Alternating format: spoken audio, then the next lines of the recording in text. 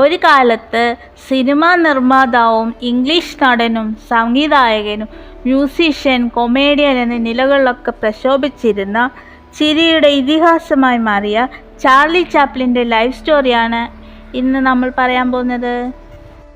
ലണ്ടനിലെ വാൽവത്തിൽ Charlie Chaplin സീനിയറിൻ്റെയും Hannah ചാപ്ലിൻ്റെയും മകനായി 1889 April 14 Charlie Chaplin ജനിച്ചു.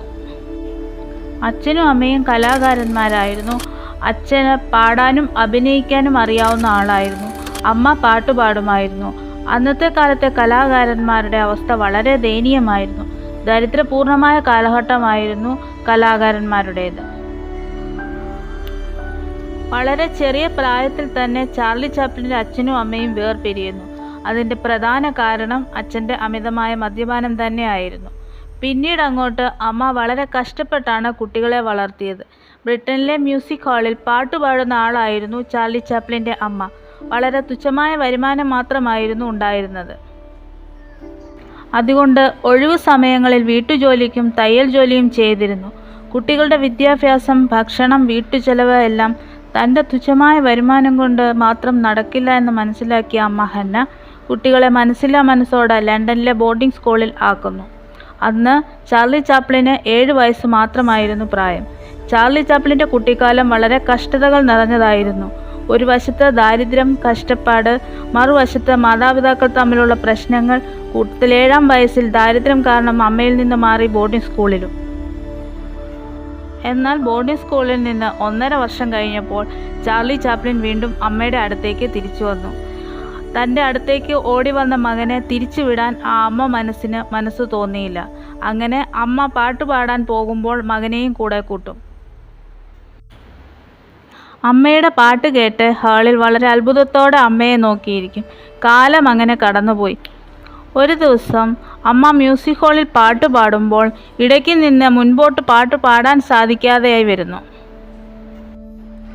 കടുത്ത മാനസിക സമ്മർദ്ദവും കൂടാതെ പോഷകാഹാരക്കുറവും അമിതമായ ജോലിഭാരവുമാണെന്ന് ഡോക്ടർമാർ കണ്ടെത്തി. അങ്ങനെ അമ്മ ഹന്നയെ ഒരു മാനസികാരോഗ്യ കേന്ദ്രത്തിൽ ആക്കുന്നു. കുട്ടികൾ ഒറ്റയ്ക്കായതിനാൽ അച്ഛൻ അവരെ ഏറ്റെടുക്കുന്നു. അച്ഛൻ്റെ കടുത്ത മദ്യപാനവും ഉപദ്രവവും സഹിക്കാൻ പറ്റാതെയായപ്പോൾ ലണ്ടനിലെ ശിശുക്ഷേമ വകുപ്പ് അച്ഛനെ താക്കീത് ചെയ്യേണ്ട അവസ്ഥ വരെ വന്നിരുന്നു.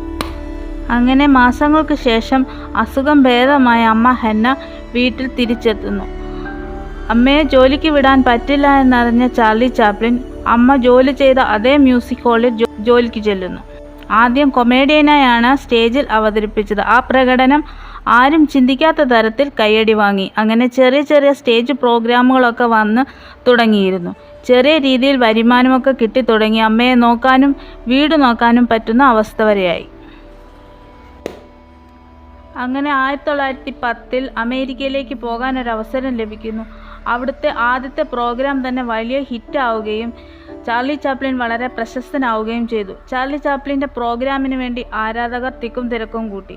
1913 ആദ്യമായി കിസ്റ്റോൺ എന്ന കമ്പനി ചാർലി ചാപ്ലിൻ സിനിമയിൽ അഭിനയിക്കണമെന്ന് പറയുന്നു. 1915 ദ ട്രാംപ് എന്ന സിനിമയാണ് ചാർലി ചാപ്ലിൻ്റെതായി ആദ്യമായി പുറത്തിറങ്ങുന്നത്. ഈ സിനിമയിൽ ദാരിദ്ര്യ ചുറ്റുപാടിലുള്ള ഒരു വ്യക്തിയെയാണ് ചാർലി ചാപ്ലിൻ അവതരിപ്പിക്കുന്നത്. 1915 സിനിമ അഭിനയിച്ച് 1918 ആയപ്പോഴേക്കും ചാർലി ചാപ്ലിൻ സ്വന്തമായി സിനിമ നിർമ്മിച്ചു. സിനിമാ നിർമ്മാണം മാത്രമല്ല, സംവിധാനവും എഡിറ്റിങ്ങും മ്യൂസിക് കമ്പോസും എല്ലാം സ്വന്തമായി ചെയ്യുന്നു. പിന്നീട് അങ്ങോട്ട് ചാർലി ചാപ്ലിൻ്റെ ഒരു സുവർണ കാലഘട്ടമായിരുന്നു. 1921 തെരുവിൽ ഉപേക്ഷിക്കപ്പെട്ട ബാല്യത്തിൻ്റെ കഥ പറയുന്ന ദി കിഡ് എന്ന സിനിമയും 1923 പാരീസിൽ ഒറ്റപ്പെട്ടു പോകുന്ന ഒരു യുവതിയുടെ കഥ പറയുന്ന ദ വുമൺ ഓഫ് പാരീസ് എന്ന സിനിമയും 1928 സർക്കസ് കൂടാരത്തിൻ്റെ കഥ പറയുന്ന ദ സർക്കസ് എന്ന സിനിമയും വലിയ രീതിയിൽ ഹിറ്റാവുന്നു. ദ ഡിക്റ്റേറ്റർ എന്ന സിനിമ ചാർലി ചാപ്ലിൻ്റെ നിലപാടുകൾ അറിയിക്കുന്ന ഒരു സിനിമയായിരുന്നു.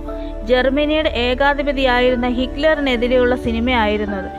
മുതലാളിത്ത വ്യവസ്ഥയ്ക്കെതിരെയുള്ള മോഡേൺ ടൈംസ് എന്ന സിനിമയും വളരെയധികം ചർച്ച ചെയ്യപ്പെട്ടവയാണ്. ചാർലി ചാപ്ലിൻ്റെ നിലപാടുകൾ കൊണ്ട് തന്നെ താൻ ഒരു കമ്മ്യൂണിസ്റ്റ് ആണെന്ന് തെറ്റിദ്ധരിക്കുകയും അമേരിക്കയിലേക്കുള്ള പ്രവേശനം നിഷേധിക്കുകയും ചെയ്തു. വിസ നൽകാൻ പോലും അമേരിക്ക തയ്യാറായില്ല എന്നാണ് പറയപ്പെടുന്നത്. എന്നാൽ താൻ കമ്മ്യൂണിസ്റ്റ് അല്ല എന്ന് വാദിക്കുന്നുണ്ടെങ്കിലും ബലം കണ്ടില്ല. ചാർലി ചാപ്ലിൻ്റെ സിനിമാ ജീവിതം വളരെ വിജയകരമായിട്ട് മുൻപോട്ട് പോയെങ്കിലും കുടുംബജീവിതം അത്ര സുഖകരമായിരുന്നില്ല. ചാർലി ചാപ്ലിൻ 4 വിവാഹം ചെയ്യുകയും 11 കുട്ടികളും ഉണ്ടായിരുന്നു. 4 വിവാഹം കഴിച്ചെങ്കിലും ആദ്യത്തെ 3 വിവാഹവും ഡിവോഴ്സിലാണ് അവസാനിച്ചത്. ചാർലി ചാപ്ലിൻ്റെ അവസാന കാലഘട്ടം ചെലവഴിക്കുന്നത് സ്വിറ്റ്സർലൻഡിലായിരുന്നു. 1977 ഡിസംബർ 25 ഉറക്കത്തിൽ സ്ട്രോക്ക് വന്ന് ചാർലി ചാപ്ലിൻ മരണമടയുന്നു. ഒരു സ്വാഭാവിക മരണമായിരുന്നു ചാർലി ചാപ്ലിൻ്റേത്.